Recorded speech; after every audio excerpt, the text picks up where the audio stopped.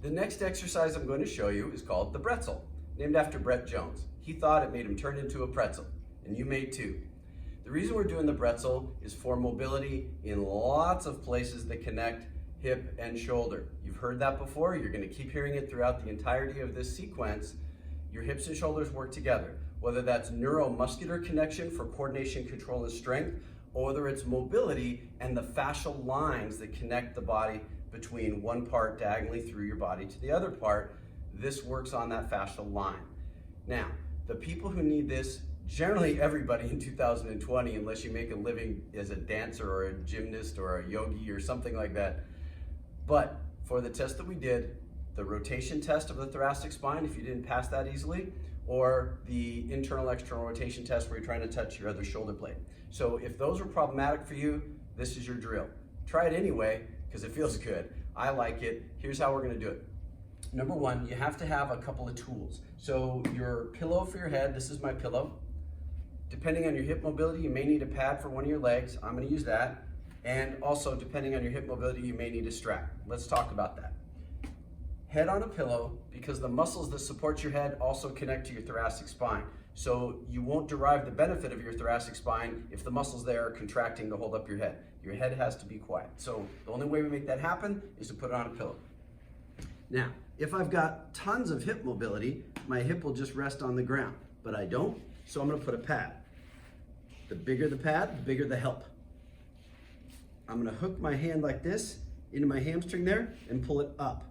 This, by bringing this leg up, effectively locks my lumbar spine out of this movement. We don't want to twist through the lumbar spine repeatedly, so we're going to lock it out for our protection, okay? My top hand is going to grab my bottom foot and bring it back into position like this. If I'm unable to grab that, I use a strap, loop it around, theoretically,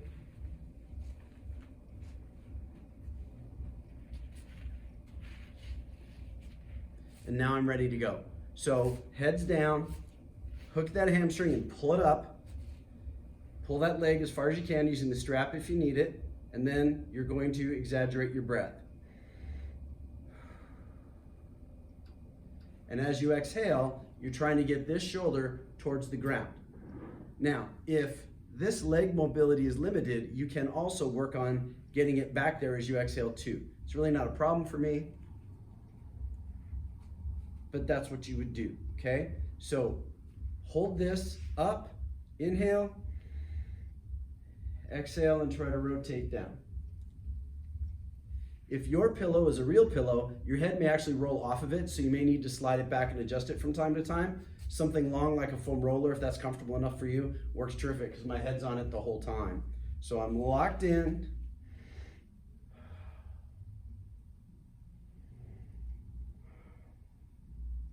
And as I exhale, I just try to get closer to the ground.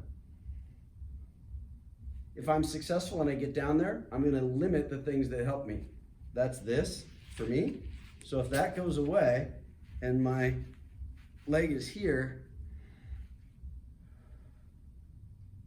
notice I don't go as far, and notice how that leg's trying to come up.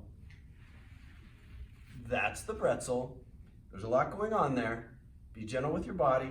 Blend it with a breath or two or three or four or five.